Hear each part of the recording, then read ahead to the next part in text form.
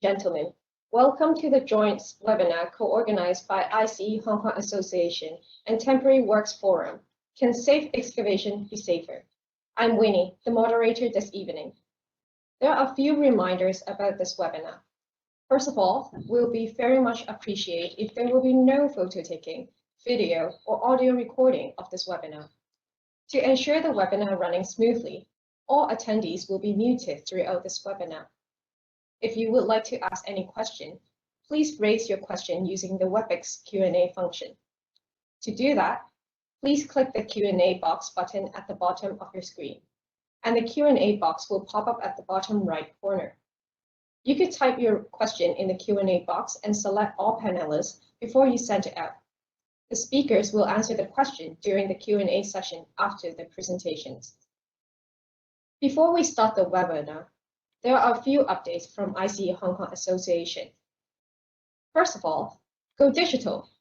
The ICE magazine New Civil Engineer is now going online, so you can now read this magazine on your desktop, your mobile, or using the mobile app platform. What you need to do is just 3 easy steps to switch your subscription to a digital version, and you could help ICE in delivering net zero carbon emissions. Please visit the website at ice.org.uk/switch for more information. An upcoming HKA technical seminar will be held on the 3rd of September 2021 from 1:30 p.m. to 4:30 p.m. The topic of the seminar is Advanced Bridge Construction Technology, Case Study of Cross Bay Link. It will bring together experts who will share their insights and experience in adopting innovative concepts and new technologies in the planning, design, and construction of infrastructure projects, in particular through the example of Cross Bay Link. For more details, please visit our website at ice.org.uk/Hong Kong. ICE HKA awards young ICE members in Hong Kong who prepare high standard technical reports for the ICE HKA event. We encourage you to submit a technical report of this event with maximum 500 words to us through email. The winner will have a Hong Kong dollar worth 500 prize, and the winning report will have a chance to be published in our newsletter ICE Breaker. Today, we are very happy to have Mr. Henry Shui and Dr. Gavin To for the sharing today. Henry is a registered geotechnical engineer with over 24-year experience in engineering consulting firm. He graduated from the University of Hong Kong and immediately joined OV Europe and Partners Hong Kong Limited in 1996. He was the managing director of Eurogro Consulting since 2018 and is currently the managing director of HSP Consulting Company Limited, which is his own consulting firm. He has extensive experience in many projects with deep excavation, including International Commercial Centre Hong Kong, MTR West Island Line, Marina Bay Sands Singapore, etc. And Gavin obtained his B.Eng honours in civil engineering from the University of Western Australia, UWA, in 1988. After completing his PhD in UWA, he came to Hong Kong in 1993 working in consultants involving in projects such as the Hong Kong Station, Kowloon Station, and the Island West Transfer Station. He joined Gammon Construction in 1997. He's currently an engineering development manager of Lambeth Associate Limited, an in-house engineering consultancy of Gammon. He is responsible in managing the foundation and geotechnical team to provide safe, economical, and innovative geotechnical engineering solutions for a variety of civil, railways, tunnels, and building projects in Hong Kong. He's a fellow of HKIE, RGE, and RSE. So without further ado, please welcome Henry and Gavin.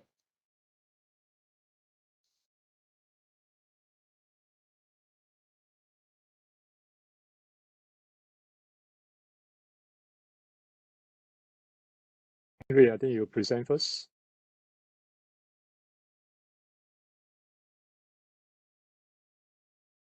See my screen? Yep. Okay. So once again, thank you very much for everyone attending this webinar jointly organized by ICE and Temporary Works Forum, TWF. The presentation topic today is, can safe excavation be safer? And the presentation will be divided into two parts. I will be mainly focusing on part one, which is to share my views on the subject from designer's perspective. And then probably after 20 minutes, I will pass the time to Gavin, who will talk about the same subject from a contractor's perspective. Okay, before I start my presentation, I would like to spend a few minutes to briefly introduce what is Temporary Works Forum, TWF. TWF is a non-profit making organization established in 2017. Its committee mainly comprises a group of professionals with diverse backgrounds, including clients, sectors, government departments, contractors, and consultants. Its main objective is basically focusing on all aspects related to temporary works. So why do we want to do that?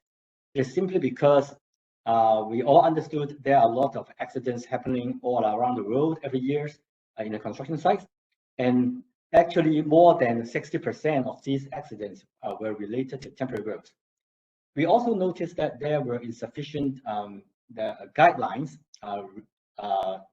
related to temporary works, and the consequence of a temporary works failure is significant. And what we are doing here is the Temporary Works Forum will try to review the adequacy of current practice related to temporary works, provide some guidelines, or even publish some documents for the reference of the industry. We want to enhance the awareness of the industry on temporary works. It also creates a platform to encourage open discussions. So the Temporary Works Forum in Hong Kong regularly organize seminars, webinars like this one. We have already published 5 documents so far, providing guidelines on various temporary works, such as force work system, anchors and floor arrest system, rebar cage stability, steel platform, etc. We also publish a newsletter every quarter to update our members about what has been happening within the Temporary Works Forum. We also share experience, lesson learned, and good practices within the members. We have created a Temporary Works Forum website. You can see the link here. In the website, you can download all the publications that I just mentioned and the newsletters, etc. And you can understand more about the Temporary Works Forum. We also have a LinkedIn page. So if you are interested, just have a look of it. Okay, before I start my presentation on the subject today, which is can safe excavation be safer, I just want to highlight today I'm not going to give a sort of lecture or whatever to tell how to design temporary works, what are the theories behind, what is the computer modelings we are using. Instead, my focus is mainly on a rethink on what does it mean by safe design from a designer's perspective. Okay, maybe we all know, particularly in Hong Kong, we have a very comprehensive design procedures and a lot of publications available for us to make reference to when we do our ELS design. First of all, we do very detailed test study to identify geotechnical risks and site constraints. We plan for our site-specific ground investigation and laboratory testings, and with this result, we established geotechnical design parameters, groundwater table, etc. And then we use these parameters in our numerical modeling. We use Plexus, we use Oasis through, we have numbers of software. From the computer modeling results, we will apply, different safety factors for different checking. For example, in the Europe ultimate limit state design, we check the toe stability, we check the hydraulic failure, we carry out structural design, etc. We also, predict a ground settlement due to our excavation works. And then we will propose a geotechnical monitoring instrumentation to make sure the, recorded ground movement is within our prediction. And finally, we also have checking parties to vet our design, make sure all the fundamentals areas are covered. So basically, we have a very robust and comprehensive design procedures and guidelines that we are following, for years.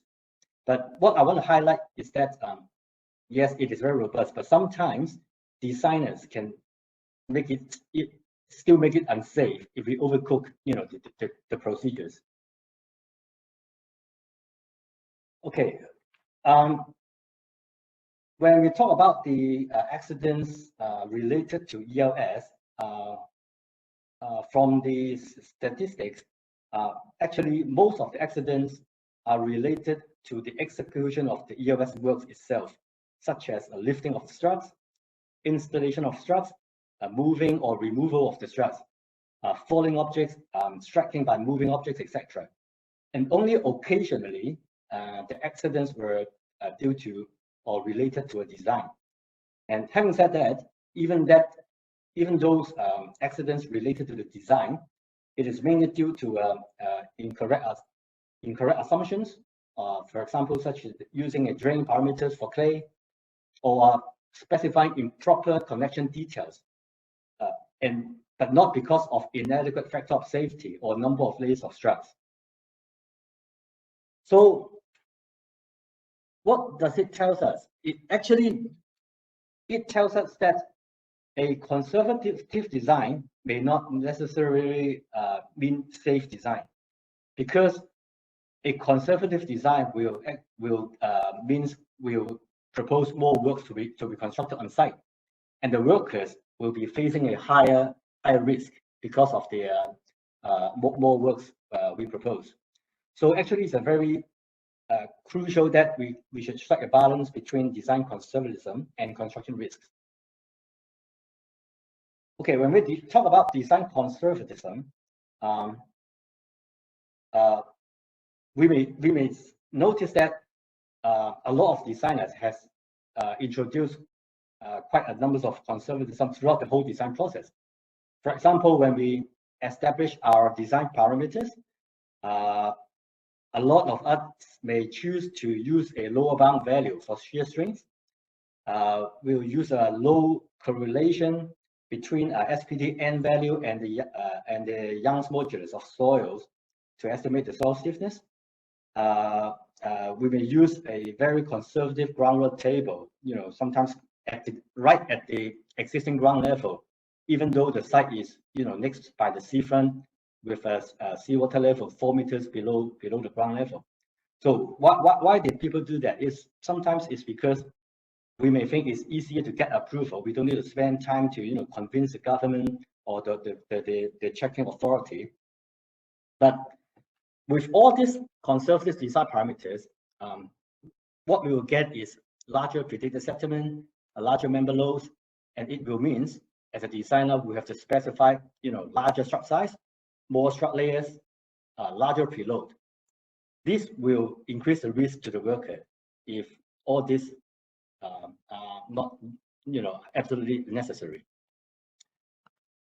Okay, after the establishment of the design parameters, we will apply safety factors.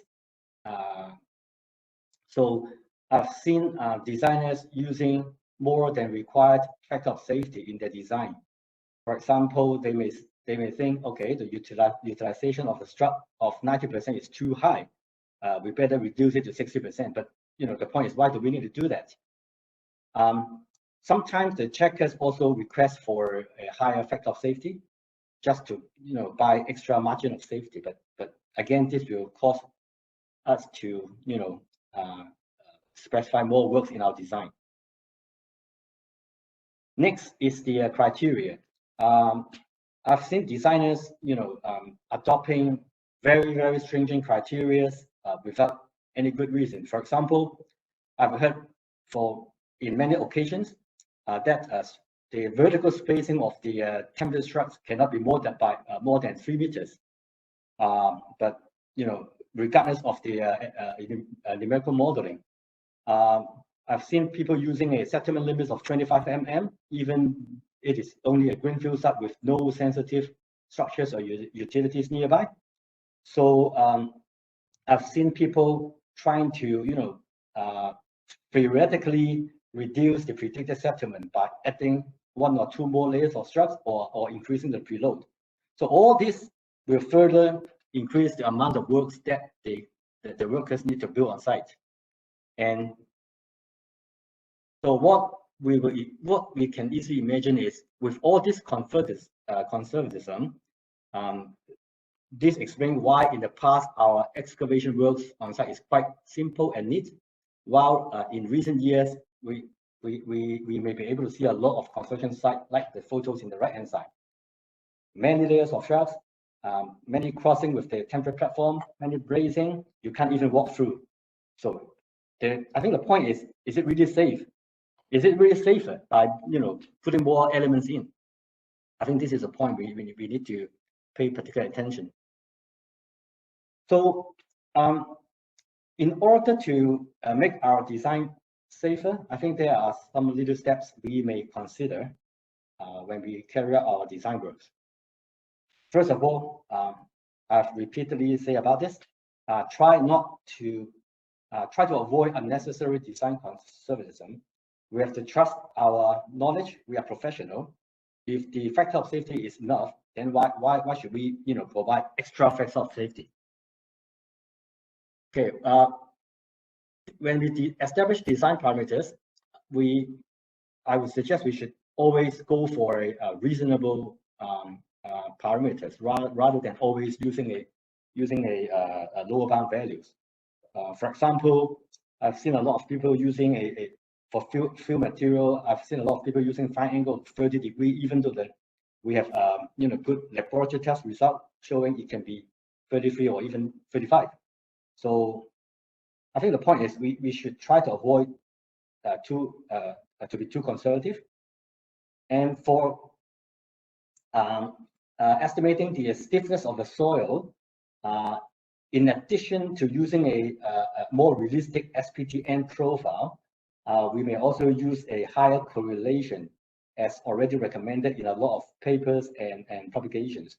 For example, instead of always using E equals 1N, well, we may use E equals 1.5N for fill material and alluvium, or E equal 2N for CDG. So if we use this one, this kind of correlation, we will surely get a more realistic settlement prediction. Groundwater table, again, try not to use unrealistic or unreasonably high design groundwater table.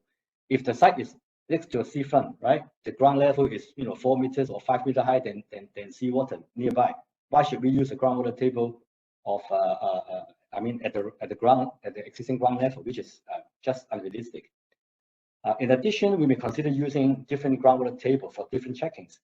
For example, if you are talking about ultimate limit state design, we may use extreme water table just to make sure it won't collapse. For settlement checking, we may use a slightly lower but normal water table. For drawdown prediction, groundwater drawdown prediction, we shall use the lowest historical or recorded lowest water table. Factor of safety, the conventional way of doing our ELS design is to use a global factor of safety of 1.5. But actually in serial report C580, or even in some practice notes published by the Buildings Department of the Hong Kong government, it actually recommends the use of a partial safety approach. Imagine if you are using a global safety approach, and if we have a site with deep excavation and with a groundwater table with a very high groundwater table, if we multiply the groundwater pressure by 1.5, it actually means we are talking about a groundwater table several meters above existing ground, which is simply unrealistic.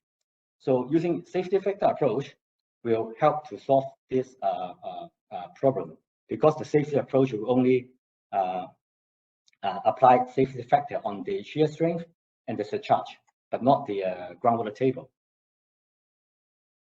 And when we design for the toe stability of the US wall, remember we are always allowed to use the wall bending capacity as a resisting moment. So this will help us to shorten the wall embedment a little bit. Criteria, as I just mentioned, I mean, if we have a greenfield site like this one, does it really matter if the settlement exceeds 25 mm? So let's try to be realistic and critical review what are the reasonable limits that we should be designing for. Structuring design, we should try to avoid underutilization of the struct capacity, because you may notice that most of the accidents are related to the either installation or removal of the struts. So the lighter the strut it is, the safer the construction works will be. And sometimes in our ERS design, we may notice that the design is governed by the strut capacity instead of strut stiffness. If it is the case, we can actually try to use a smaller stiffness in our ERS design, in our computer model, and see whether the settlement is still acceptable. And if settlement is still acceptable, you may notice that using a smaller strut stiffness will give you a small strut size. Then you may have room to reduce the strut size at the same time. Avoid excessively large preload, because it is dangerous to preload and unload actually. And excuse me. And we should try to avoid unnecessary stiffeners, weldings, and short struts. They are all tedious work. I've seen a lot of designers, just specifying stiffeners, weldings, and short struts by just copy and paste from other projects. But if we do a proper design, we may find they are not all of them are necessary. We've got to design a proper strut removal sequence instead of just simply assuming strut removal will only be carried out after the entire basement is completed. Because when you complete the entire basement, then you before you start to deprop, it is very dangerous.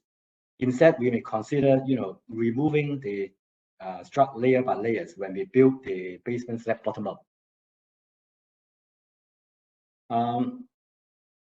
Recently, there have been increasingly use of modular struts in many projects in Hong Kong. So I think Gavin will touch on this later on. But what I can say is,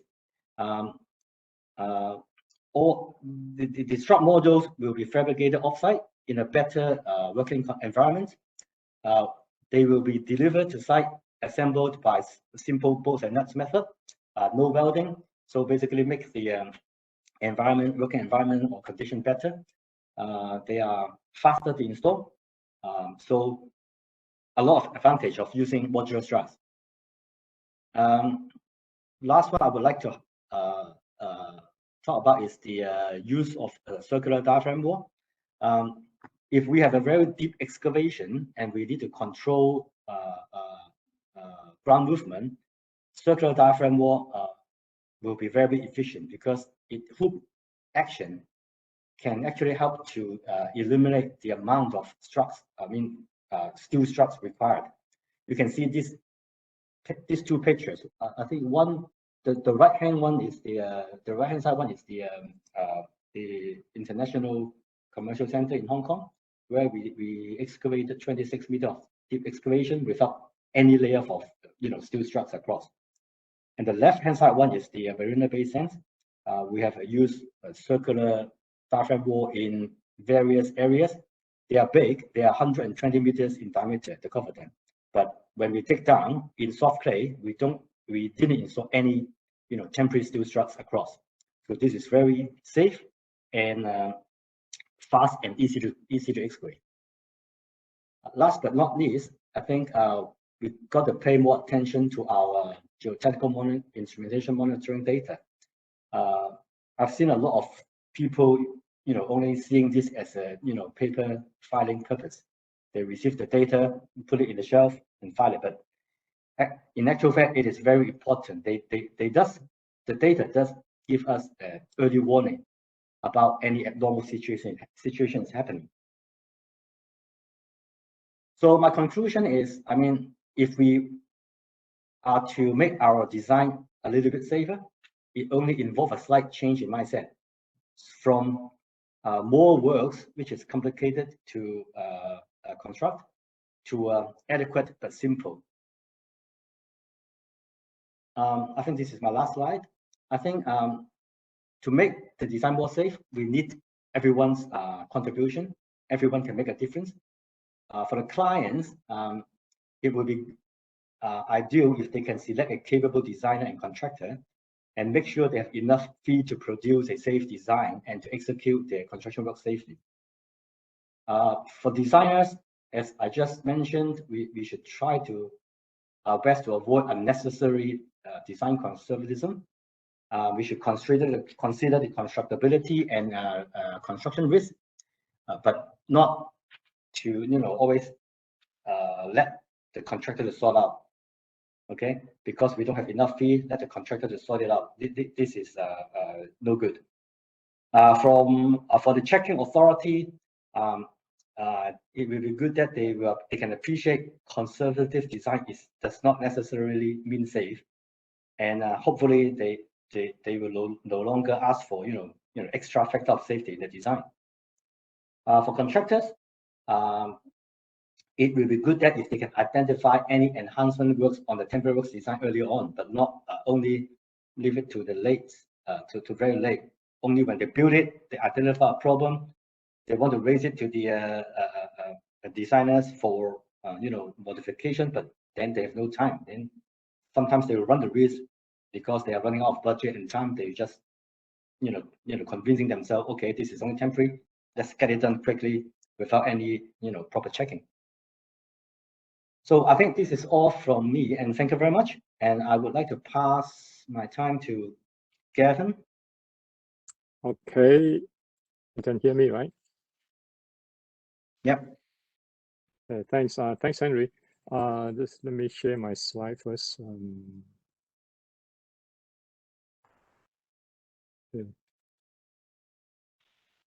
Okay. I guess everybody can see my slide. Okay. All right. Yeah. First of all, thanks, Henry, for giving us a very, very comprehensive designer perspective on how a safe excavation can be designed in a very safe way. I think for me here, I just want to share some of our, in terms of the contractor's perspective. Okay, let's first have a look. On the screen here, you can see a few examples of some of the very typical shoring system in a deep excavation. This is very very trend in Hong Kong. There are different ways have been used to improve the shoring design. I think like Henry has said, the risk is very much about the electric support in the deep excavation. So I mean, in terms of design, there's many different ways which Henry has highlighted to make excavation easier. For example, we use a wide span of obstructing spacing vertically to give a larger headroom. Or sometimes we prefabricate components of the shoring, and or using simple layout of the shoring system. Deep excavation, I think so far, that's we have been doing in Hong Kong over 20 meter deep in a very urban, busy district, even in a very close proximity of a Grade 1 historical building. As we can see here, this is St. Paul Hospital. That we have been very successful in doing all this, but we need to ask ourselves question: are we happy, with where we are today? I think, if all of us have been looking at the news in 1 or 2 years ago, we see a public media, outcry about all things that has been happening due to excavation work. I think because of this, I think in Hong Kong construction industry, it's worth for us to rethink how we can rebuild public and society confidence on what we are doing. Now, how are we doing in terms of Hong Kong construction, to achieve a zero fatality? I can look at this chart that we had shown here, showing the last 20 years that we have killed over 20 to 25 people on average per year. In the last 3 years, the number is a bit lower, around 20 per year. However, we see in the year 2021, this year up to July, the number of fatality up to now is about 18, which is almost the same number in 2020. Just this month in 6th of July, we see a 72-year-old worker was struck by an I-beam when, dismantling a strut in an excavation. And he was certified dead, later on in the hospital. I think if we think about this worker did not have to die. His family did not have to suffer. I think this accident is totally avoidable. So what can we do to achieve zero fatality in Hong Kong construction industry?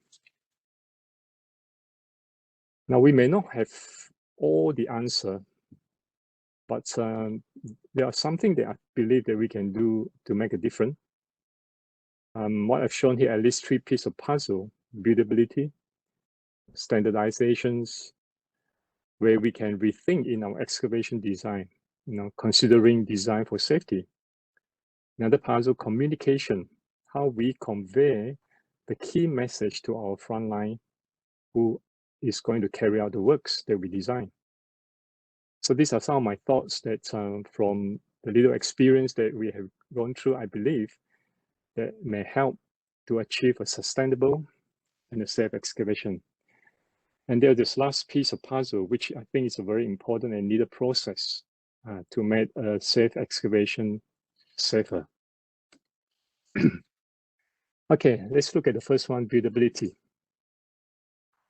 Now we can see that excavation work, when they are not planned early, oftentimes may lead to many surprises, affecting the buildability of the excavation work. Just to show some example here in the Argyle Street projects, where the ground is sloping and complex terrain. We use 3D laser scanning on the site topography. It's really a reality check of the actual site condition that allow us for early planning of a buildable phase excavation. And the science part, East Avenue project, a very well planned logistic, considering locations and lifting capacity of the crane, it will greatly improve the construction flow when we actually start the excavation. Another area that we can look at, it's very common nowadays, is the BIM, a digital representation. Collaborates, all the existing and the planned information, all the detail, along with the whole construction process. Enable early planning and identify potential problems in the virtual world before it happens in the real world. Lateral support can be easily adjusted early, when we identify some clashes in this 3D digital environment, where clashes are unavoidable. That means, we probably have to sacrifice some parts to be left in, and then it can really minimize and reduce wastage. And I believe we need to avoid all these unengineered methods that really puts the integrity of the excavation at risk. Now, in an urban area like Hong Kong, I think we can see very common temporary steel working platform is almost unavoidable for deep excavation work. So in planning the buildability of the excavation, we often pay very much attention to the logistic on the platform, such as the location, the mobile crane, marking out point or location, and where we drive in the truck and going out of the truck. So we pay very much attention on the logistic on the platform. But we need to think a little more about underneath the platform. High bracing sometimes obstruct the plants, workers who just remove them without notifying the designer. This is a very common scenario that we see. So a well-planned logistic and plant route underneath a platform are necessary. I think that can also, it helps to eliminate the risk of stability of these temporary works. Now, Henry had just mentioned, temporary works forum. We, actually have produced a guide to capture good practice industry for temporary steel working platform. And it covers key areas from buildability and safe erection of temporary steel platform.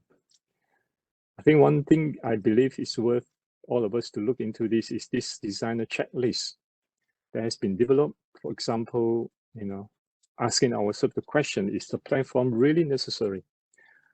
And how, have we considered how it will be removed?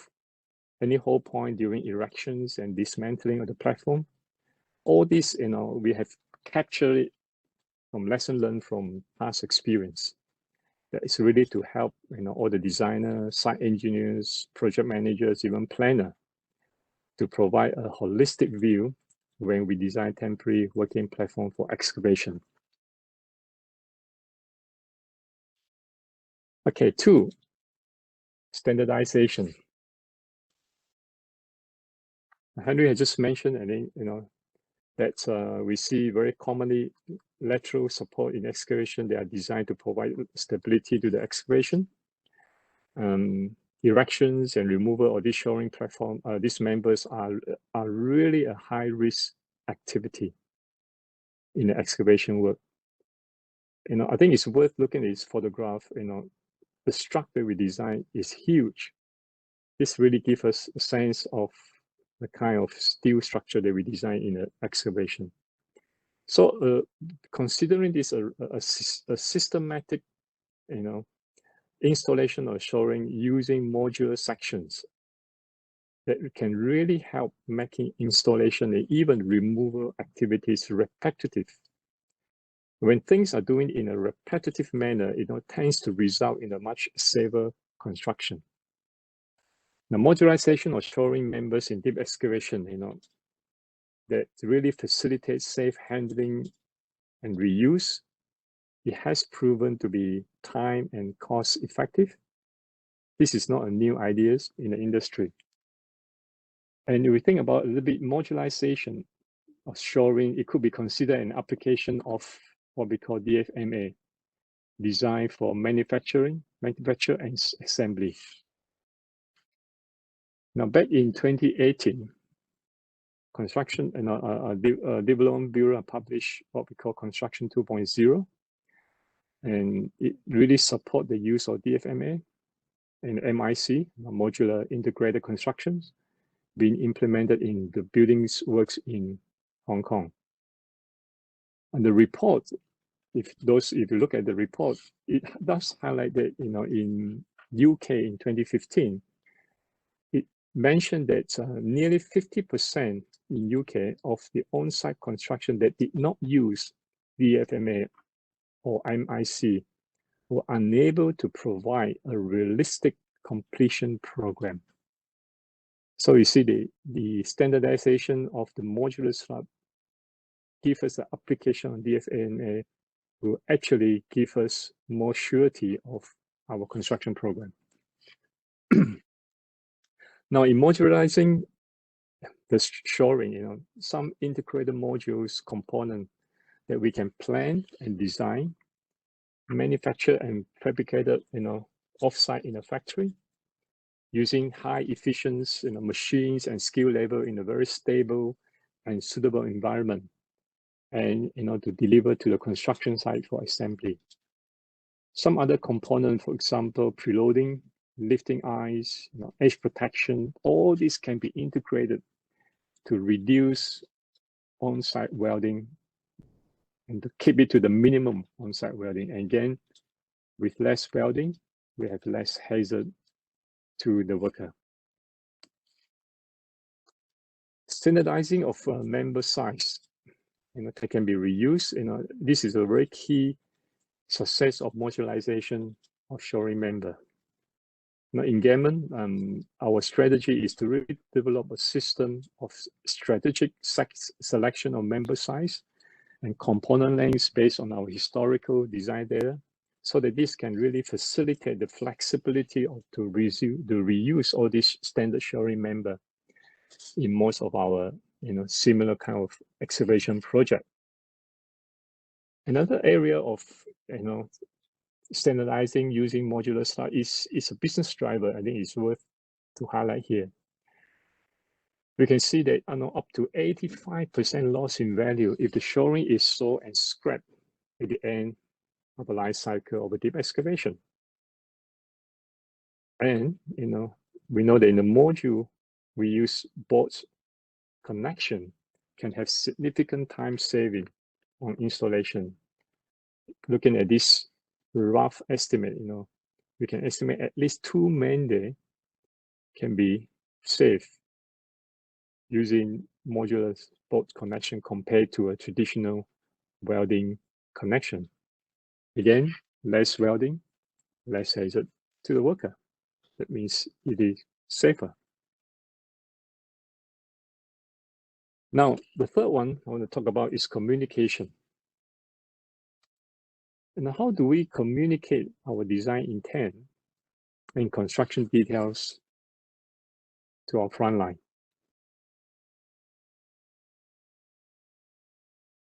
Let me just put this on. Okay. These are very traditional. Let me just, some technical issue here. Okay. So I think a clear illustration of 3D can really make, a different, in a way, how we communicate our design. The sequence will work from erecting our, temporary works to dismantling. How do we communicate design loading? Example, for example, oftentimes we design loading for 30 kPa or 20 kPa loading. What does 20 kPa or 30 kPa loading really means? I think we need to change how we communicate, approach when we come to construction to tell the frontline people. I think there need to be more images and less words. For example, here illustrates, with clear diagram for our frontline worker in a language that they can understand. For example, with some painted warning on the working platform. Another area of communication I believe is important, is a detailed step-by-step pictorial sequence, which is not shown on the design drawing or approval drawing. But this is really important, that as a contractor or site engineers, we really need to look into this. This step-by-step pictorial sequence really gives us a full cycle of shoring system from installation to dismantling, highlighting the location of lifting, location of the worker. In the area of a sequence, oftentimes we may have hold points that we need to stop and check, and even highlight some residual risks. This is not a paper exercise or submissions, and just to be kept in a file. I believe this is a key for bringing frontline workers a step towards a safe system of work, giving assurance and confidence to all the parties, from our project directors all the way to the frontline worker. Now, the step-by-step pictorial, we can even incorporate these 3D images that with proper scale and dimension that really, especially important for some critical activity. For example, in this one that has been shown, how do we do the installation of the pipe pile in a very congested and low headroom area. The buildability and the sequence are all sorted out and communicated before the actual implementation. Building review, looking into the methods in the virtual world before the real world. Now, a timely communication of the instrumentation monitoring that Henry was just highlighted just now as well in the excavation work are really important, both for verification of the design, perhaps also provide early warning of perhaps some unexpected condition. Geotechnical related wireless monitoring, in the last 2 decades, wireless sensor compared to the wire ones are easy to install, not easily damaged, can provide a stable and reliable data for a longer duration, even more than a year. For example, this real-time wireless strain gauge, you can see here, monitors truck forces during preloading and excavation stage. That can really help to verify the overall performance of coffee dam in a very timely manner. A smart device that was from UK. It's almost one of the smallest sensor, enabling us, to measure. If you probably can't see this, this is XYZ movement, giving us, a very real-time measurement, almost instantaneously as well. And wireless tilt, meter, tilt sensor here we can see that can provide, continuous real-time tilt data instead of daily data, done by human manual measurements, and this data, once it's done wireless, it can be, captured very quickly and make it available to all the stakeholders. I think this is another very key aspect of information that need to be communicated to ensure, or to make our excavation safer. So you just look at buildability, standardizations, and communication. It is not something new, but it should be a norm in construction that can make a difference in how we design and how we carry out the excavation work in a safe manner. Now, the final piece of puzzle, what we call this temporary works control, is a really important needed process in a very systematic way to make a safe excavation safer. Now, Temporary Works Forum in Hong Kong, we have produced a guide on control and management of temporary works, which I believe is really applicable to excavation work. The guide provides, a framework of control for the purpose of minimizing the risk of failure, throughout the whole temporary works life cycle. We're in the process of this temporary work life cycle. In this process, any potential hazard that may cause serious or even fatal injury, that can be identified, and it has to be eliminated. Has been eliminated from our design, or even mitigated in ways, to prevent it from happening. In this good practice guide, some key qualified personnel, for example, from contractors representative to the designer, to temporary works coordinator, supervisors, and engineering manager, independent checker, all these are all needed to be appointed, formally, who are going to work as a team to implement this control framework.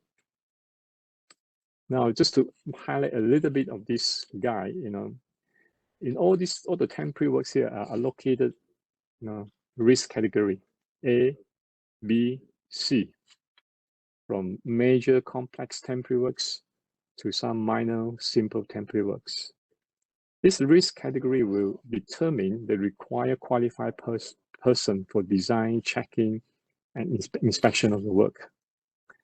Some typical examples, of each type of the temporary works risk category has been provided. You can see here in the guide. I really recommend all of us to look at this, and as a guidance for us to look at different kind of risks. And you see all this picture here, all these other excavation work. This guide is truly, applicable and very beneficial for excavation, to provide a good framework to make our works safer. Another thing that was highlighting that in this guidance, forms are designed as a live document, which is to be maintained and up to date throughout the life of the project. For example, here, form T1, we call it T1. It's really a master schedule, lists all the envisaged temporary works design packages that's needed.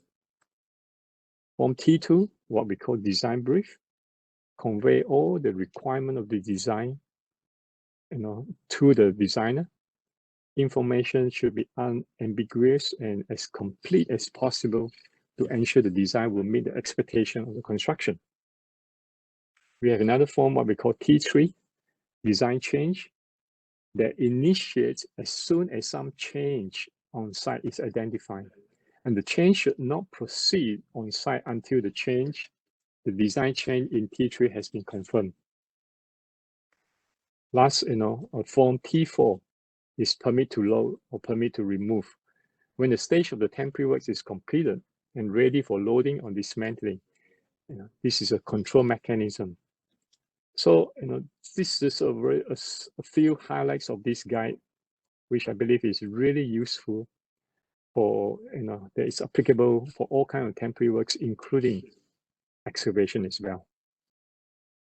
So, in conclusion, from a contractor's perspective, when buildability and standardizations, are considered in the upstreams during the design of excavation, when effective communication at the downstream is implemented clearly to the frontline worker, and together with this temporary works control framework that apply throughout the project, I believe a safe excavation can be safer. Thank you. This week I conclude my presentation. Pass it back to the moderator. Thank you, Henry and Gavin. We will now move on to the Q&A session. Please feel free to type your question in the Q&A box and remember to select all panelists before sending it out. We actually have a few questions on hand now. Let's begin with the first question. How to make a balance between safe and environmental friendly? So perhaps Henry or Gavin, who would like to make a start? Henry, you want to go ahead? Sorry, Henry, you will need to unmute yourself first. Yes, now we can hear you. Okay. I'm not sure whether I understand the question correctly, but what I would try to say is just back to my presentation. First of all, I think less work and simple work is safe. And, I mean, if we construct less work, we will also help the environment as well, because we will produce less material. We will consume less carbon footprint. So I'm not sure what exactly the question is about. Kevin, do you want to say anything? Yeah, I think for me, looking at this question, it is when we talk about modularization of a shoring system, that is the intention is to reuse each of these steel component, and if we can reuse and not scrap it after one use, I think that is a lot. We will save a lot of carbon footprint on that already. So I think modularization of the strutting. Of course, we cannot modularize the vertical element, right? It has to go down into the ground.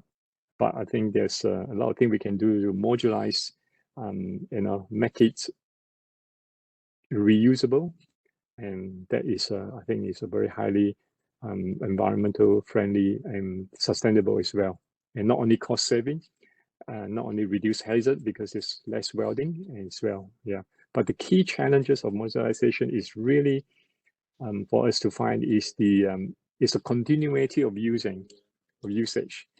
Unless it is a purely a business model. For example, we have company like Yonem, and they are purely looking. This is their business, so they have a big storage yard where they can they can store the module when it is completed and waited to be used for the next project. So so there's some consideration that we need to do, and that's something that we need to think about as well. Yeah, maybe we can move on next one. Yep. The next question will be, What's the minimum surcharge you consider while designing these shoring system or temporary bracings? Okay, maybe let me try first, Gavin. It really depends on what kind of plants and machinery you are using. In Hong Kong, typically people will use 50 kPa, but in actual fact, I would highly recommend, the contractors critically review what kind of machineries and methods they're going to use right at the crest of the years. Cover them. Yep. Is my mic on? Yeah. Yeah. Okay. I think when you talk about surcharge, I think it's on the shoring system. All the design of the shoring is really related to the entire excavation design. And it rely on the assumption of the surcharge behind the wall. I guess if you are asking anything behind the wall, then of course it's subject to whether it's a public road, whether there's existing buildings, and whether it is within the site or apart. So I think that kind of surcharge, perhaps that is the question is asking. However, of course, when we actually design the shoring system itself, oftentimes we need to think about how it is how it is being installed. Perhaps we need to allow for some impact loading kind of thing as well. Yeah, in case a crane or some lifting things may hit on it, so we need to look into that as well. Yeah. Okay. We can move on. Yeah. If the next question will be, if the soil strata is weak, do you prefer sheet pile or do you recommend any other shoring? How often micropiles are used as shoring, and for what depths do you limit them? It's a little bit technical question.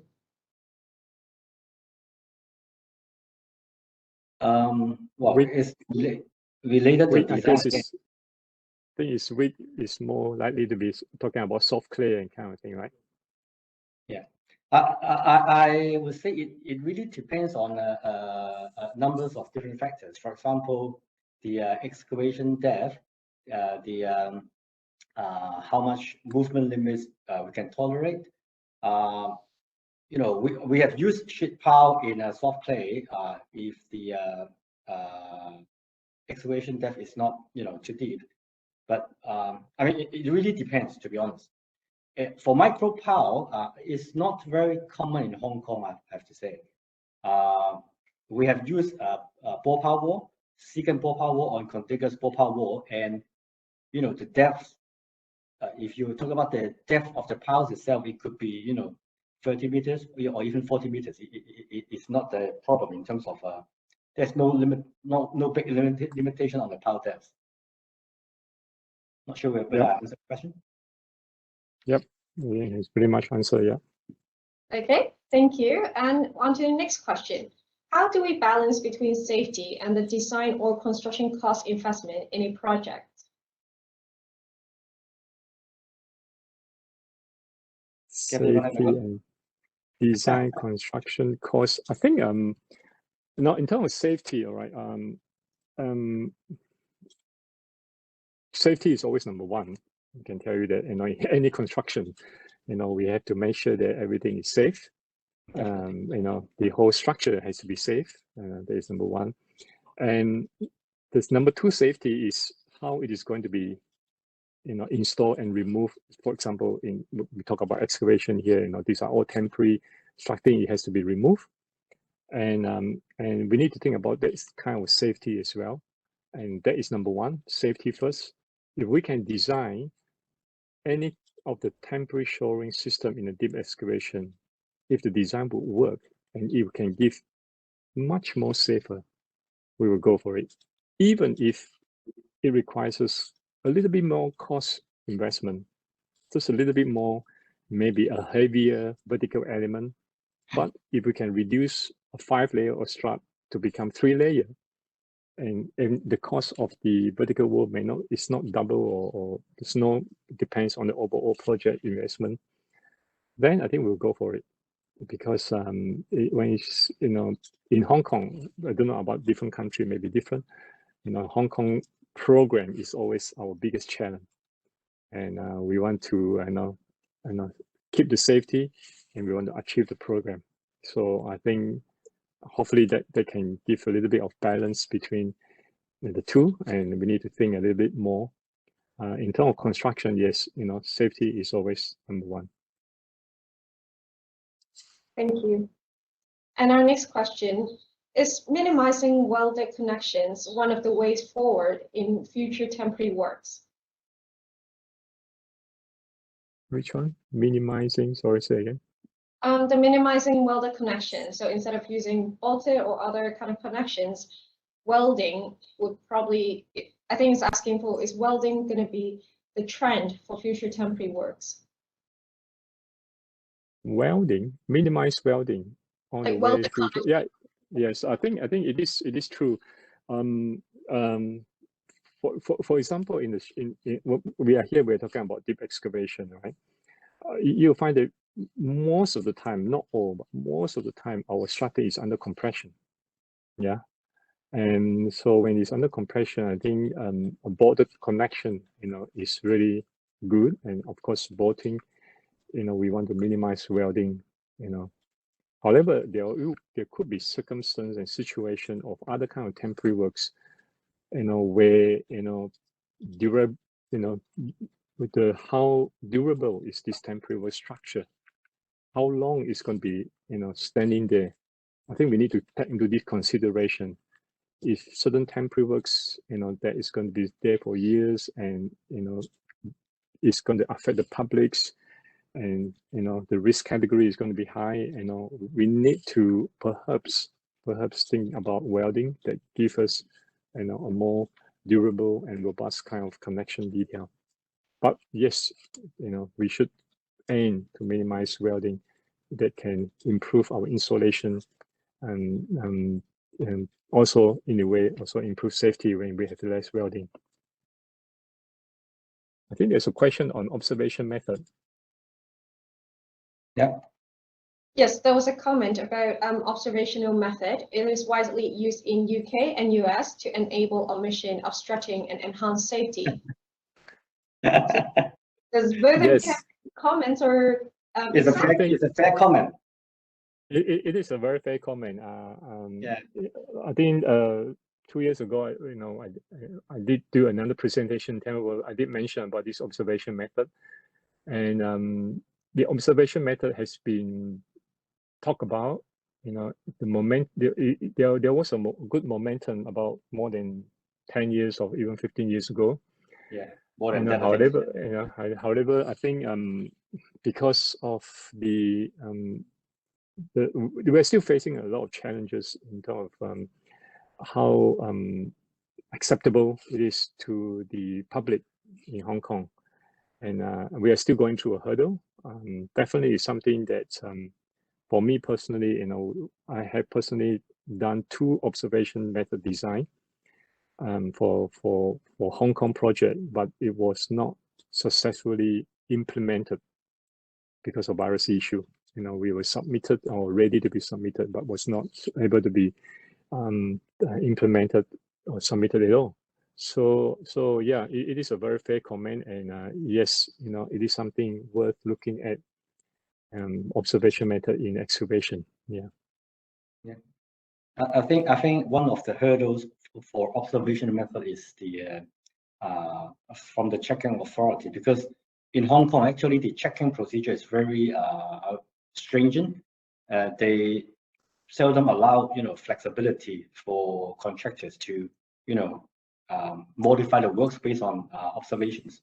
So I think this is one of the hurdles that we have been facing. Indeed, these observation methods have been talked about for more than 20 years, I think. Is that right, Gavin? Yes, it is. Thank you both. Yeah. Our next question will be: how many times can a modular struct typically be reused? Now for Gammon here, I mean, for our own personal experience here, so far we have used 2 times. The second time being used is still on site, going to be used in another project. But I understand that from some company whose business is on this modular slab, they can use more than 4, even 5 times. Of course, it all depends on the conditions and how they maintain the structing, but it can be used up to 4 to 5 times, I believe. I think even if you use up to 4 times, or even 3 times, you are already making huge profit. So yeah, it can be used up to 4 or 5 times. Okay, and we'll go on to our next question. It's a little bit longer one. In Hong Kong, it's common for government or RSS to require more conservative temporary works design done by the contractor, perhaps in order to pass the risk to the contractor, who's responsible for ensuring safe site operations. Is there any way to change this situation to reduce the amount of works and thus risk exposure? Yeah, I think this is Hong Kong. This is very common. It has been happening, in Hong Kong. But I know like UK, they use CDM, which is really a very good kind of method or approach or system that really consider from the client to the engineers to the contractor. They all share risks. And I think Hong Kong, I think more than 10 years ago, tried to implement the CDM. I think there was some trial or pilot project that has been carried out, but then it didn't move forward. However, having said that, I think now government project, tends to move into NEC. And actually, currently we have a project, a couple of projects which is NEC. I think NEC perhaps can help, I think, to get the client involved in the risk, or even cost saving sharing as well, pain gain, and they are all sharing this pain and sharing the gain as well. So I don't know whether NEC4 will be is a direction that can not just pass the risk exposure to the contractor, because I think when we do that, you'll find that it is actually making the construction even in a very high risk condition, depending on, there's still a lot of rooms that we need to enhance in the construction industry if we just pass the risk to the contractor. I think it will be good if, like what the question asks, how can we, I believe NEC is one of the approach, and hopefully the government will look into it, that will apply for all the infrastructure project in the future. I don't know about how you think, Henry. Yeah, I think I fully agree with you, and I also want to supplement is that as as I presented, I think this will require a slight mindset change, which is everybody should accept conservative design is not necessarily a safe design. Okay, it's not easy, but it's a contribution from the whole industry. I mean, what we may do is, when the contractors were requested to be overly conservative, they have to stand firm and fight for it, of course with strong reason, but not just fighting without any reason. And by doing that, the designers or whoever RS or whoever requesting for a conservative design may start to realize they may not be always winning the battle. I mean, it's not unreasonable. Thank you, Henry and Gavin. Our next question: is there any specific ways to find out foreign materials prior to commencement of excavation works? For example, at some site, World War bombs and historical monuments found while excavation works instead of prior of commencement. Maybe let me start first, Kevin. I'm not sure about overseas, but in Hong Kong, the government does have a series of plans showing the locations or approximate locations of bombs and historical monuments, as long as there are development proposed near to this sort of bombs or historical monuments, they will require the developers or consultants to carry out a detailed study or assessment, to identify the level of risk and propose mitigation measures. Yep. I think, yeah, the government has got some source to find out all this information. But however, having said that, we still see some construction, like the one, it's the in Matawai, they just opened the new station. They discover all these antique. MTL did a very good job, to make a display for the public to look at. I think that's very good. Yeah. Okay, thank you for that. And on to our next question. A more conservative design means less risk to the designer. How do you incentivize the designer to be less conservative? Again, this is back to my presentation. I mean, everybody should play a part on it. To be honest, personally, when I see my staff is being conservative, I would definitely point it out, let them know it may not be necessary. So I think we can only do it, by keep trying to convince people whenever you see something overly conservative. And again, a slight mindset change from everybody's, I think it's important. Yep, I agree, totally agree. And I think depends on the form of contract. For example, on the infrastructure project that we're doing, if the form of contract, for example, is NEC target cost and kind of thing, and so when there is, where the contractor need to design the temporary works, and there is a share and pay, gain kind of the mechanism in the contract.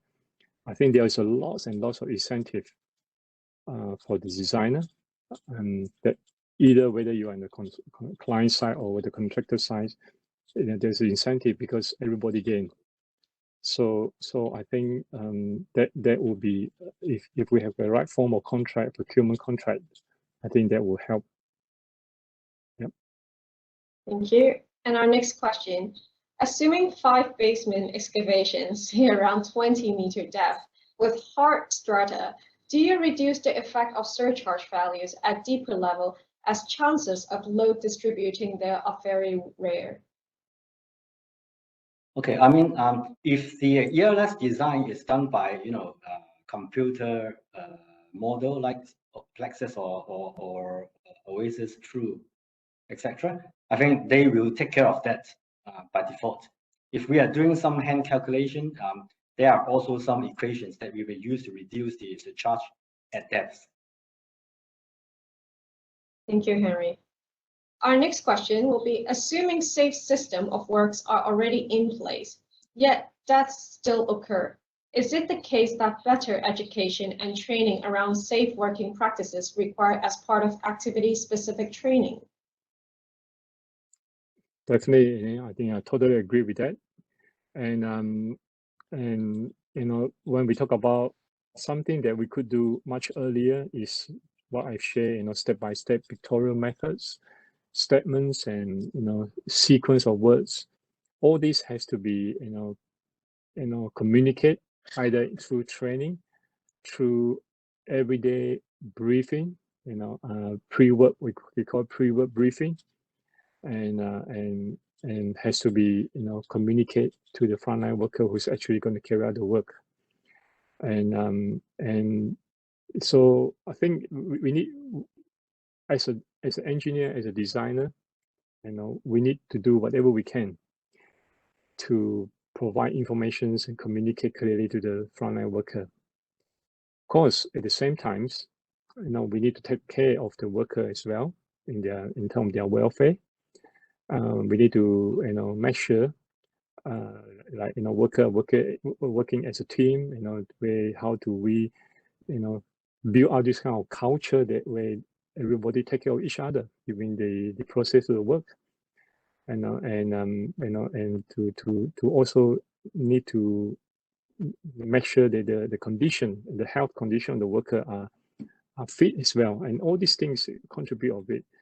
But if we can provide a clear methods or works, something that they can understand, something that they can remember during the work, we just close as much loophole as we can as possible. It's like a safety cheese, many layer of cheese. We need to close every potential holes in the cheese so that to prevent any potential event or things that could cause at the end an accident or incident to happen. So I think we do need to build that up, and I do agree. What different kind of education and training and taking care of the welfare of the people on the front line are very, very important as well. Yeah. Thank you, Gavin. And our final two questions. Would you design the modular system using elastic or plastic properties, and would consider fatigue in the design of the elements? Where is it?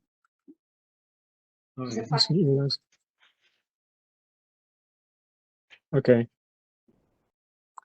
I think in Hong Kong, most of our design currently we still have to design using elastic elastic approach. And we do have to look into that.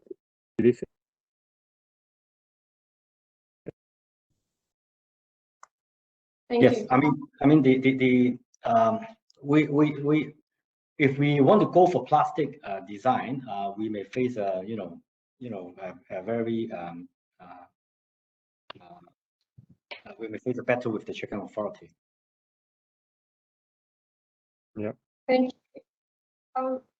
We'll go back to the previous question. How we can excavate a little safer around some shallow foundations with low bearing stratum, which is easy to leading a settlement problem. For example, light rail station platform. Okay, maybe let me start first, Kevin. Yeah. I think first of all, we do need to come up with a robust design with a prediction of the settlement as accurate as possible, and then we got to have a contingency plan in case the settlement is not or the ground is not moving as we expected. So we got to have a plan in place. In terms of construction, I think all the materials that Gavin has just presented will be relevant, I think. Just want to highlight that the more works we specify with the intention to control the settlement may not be really helpful sometimes. For example, I've seen people proposing a lot of grout holes next to the shallow foundations, trying to sort of strengthen the ground underneath. But at the end, the grouting work itself has actually caused a lot of movement to the shallow foundation. So this is why I think it is very important that we come up with a reasonable design and avoid unnecessary works to be executed. But it's also important that we have a contingency contingency measure in place, just to ensure when something happens as not expected, what we shall do. Yep, I think I agree. So it has to start with design. Yeah. Thank you, Henry and Gavin. And our final question of the night. Would you recommend engaging the temporary work designer at a very early stage of the project?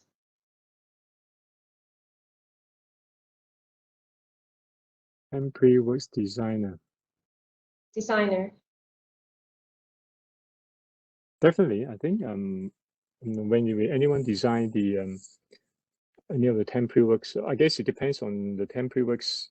Is it has to be designed before a contractor involved?